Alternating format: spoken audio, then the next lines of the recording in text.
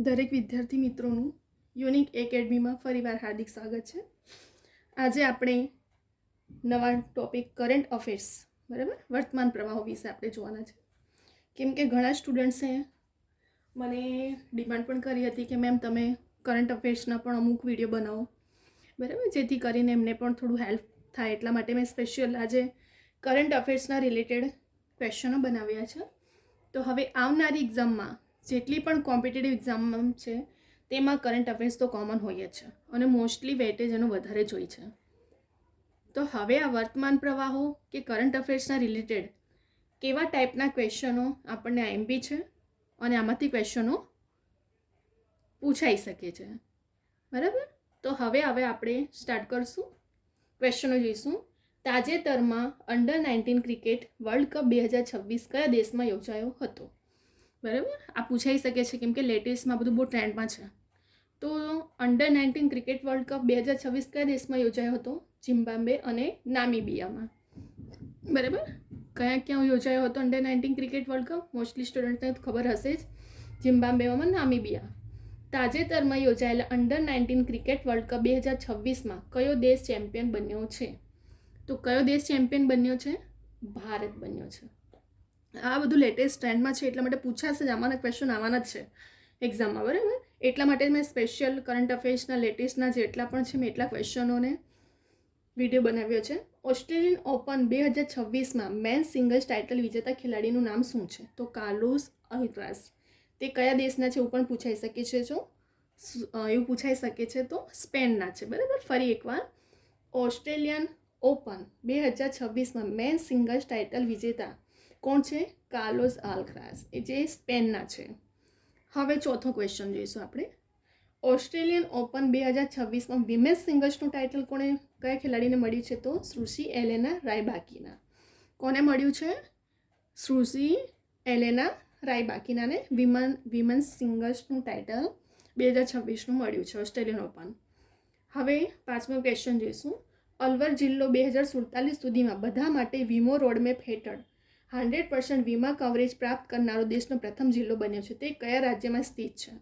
તો કયા રાજ્યમાં સ્થિત છે? રાજસ્થાનમાં પૂછાઈ શકે છે ક્વેશ્ચન. હાલમાં બહુ લેટેસ્ટ એના વિશે રિલેટેડ બહુ ન્યૂઝો ટ્રેન્ડમાં છે. એટલા માટે અલવર જિલ્લો 2047 સુધીમાં વીમો રોડમેપ 100% વીમા કવરેજ પ્રાપ્ત કરનારો દેશ પ્રથમ જિલ્લો બન્યો છે. જે ક્યાં આવ્યો છે? રાજસ્થાનમાં આવ્યો છે. બરાબર, તમને એવું પણ પૂછી શકે છે જીકેમાં પણ કે અલવર જિલ્લો કયામાં આવ્યો છે? તો રાજસ્થાનમાં આવ્યો છે.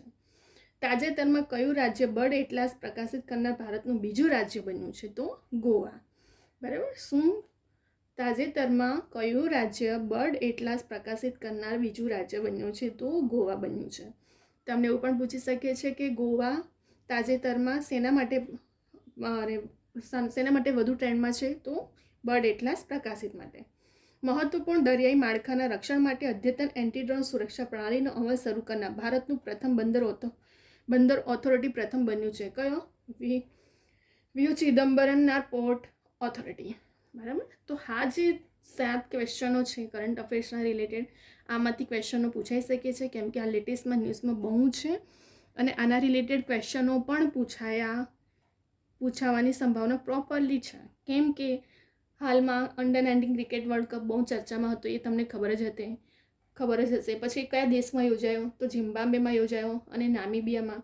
બીજું કે અંડર-19 કપમાં વિજેતા કોણ બન્યો? તો ભારત બન્યું છે.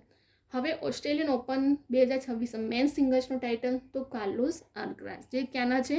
સ્પેનના છે.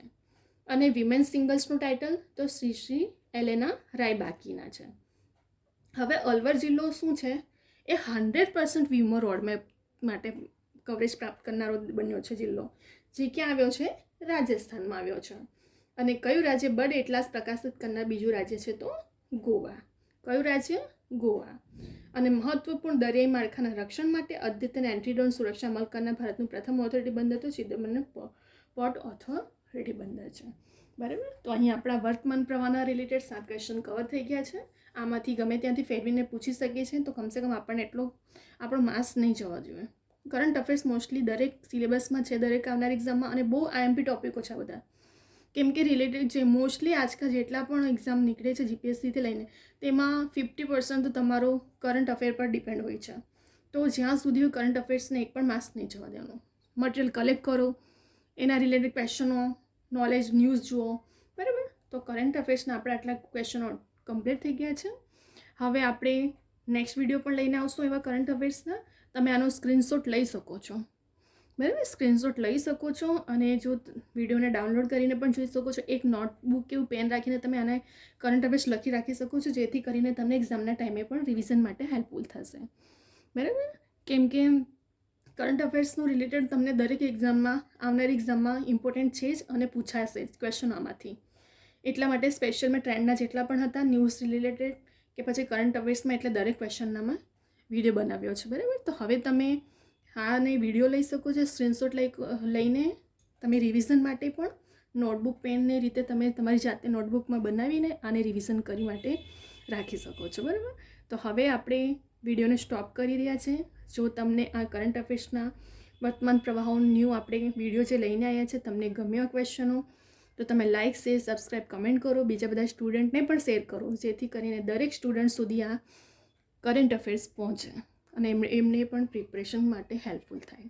કેમ કે આવનારી દરેક એક્ઝામમાં તો છે જ આપણો આ ટૉપિક, અને કરંટ અફેર્સના ટૉપિક કલેક્ટ કરવું પડે છે. એવું નથી કે પ્રોપરલી એક ટૉપિક કશે એક બુક પર જ આપણે ડિપેન્ડ રહી જઈએ, બરાબર. જેટલું કરંટ અફેર કરો એટલું ઓછું છે.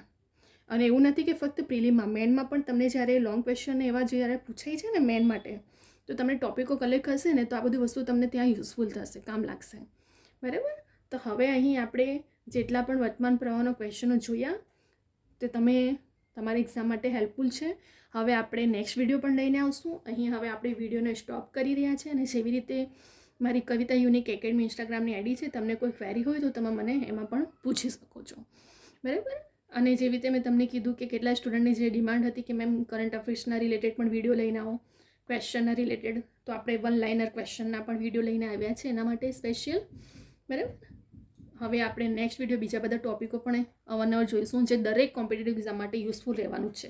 કેમ કે મારા તમે દરેક વિડીયો જોશો એ દરેક વિડીયો મારા આવનારી દરેક એક્ઝામ માટે યુઝફુલ છે. કેમ કે હું એવા જ ટોપિક પર વિડીયો બનાવું છું કે જે સિલેબસના એકોર્ડિંગ હોય છે અને દરેક એક્ઝામ માટે યુઝફુલ રહેશે. તમને દરેક એક્ઝામના સિલેબસમાં છે જ આ ટોપિકો, બરાબર. કરંટ અફેર ચેન્જ નહીં થઈ જવાનું, તો એ દરેક એક્ઝામ માટે તમને કામ લાગવાનું છે. તો હવે આપણે અહીં વિડીયોને સ્ટોપ કરીએ છીએ. તમે સબસ્ક્રાઈબ કરીને નોટિફિકેશન ઓન કરવાનું ભૂલતા નહીં બેલ આઇકોન માટે. કેમ કે કેટલાક સ્ટુડન્ટને કહે છે કે મેમ અમને આ વિડીયો, એટલે એમને વિડીયો આપણે અપલોડ પણ કરી દીધો હોય છે, લેક્ચર મૂકી દીધા હોય છે, પણ એમને પછી ખ્યાલ નથી હોતો, નોટિફિકેશન ઓન નથી રહેતો. એટલા માટે હવે નોટિફિકેશન ઓન રાખજો, જેથી કરીને મારા દરેક રેકોર્ડેડ લેક્ચર તમને મળતા રહે. અને જેટલી પણ આવનારી એક્ઝામનો લેટેસ્ટ અપડેટ હું અપલોડ કરું છું એ પણ તમને દરેક એક્ઝામના તરત ને તરત ઇન્ફોર્મેશન મળે. એટલા માટે સબસ્ક્રાઈબ કરીને નોટિફિકેશન ઓન કરવાનું ભૂલતા નહીં, બરાબર. તો હવે આપણે વિડીયોને સ્ટોપ કરી રહ્યા છીએ. હવે આપણે નેક્સ્ટ વિડીયો લઈને આવશું કરંટ અફેર્સ રિલેટેડ. અહીં આપણે વિડીયોને સ્ટોપ કરી દઈએ છીએ.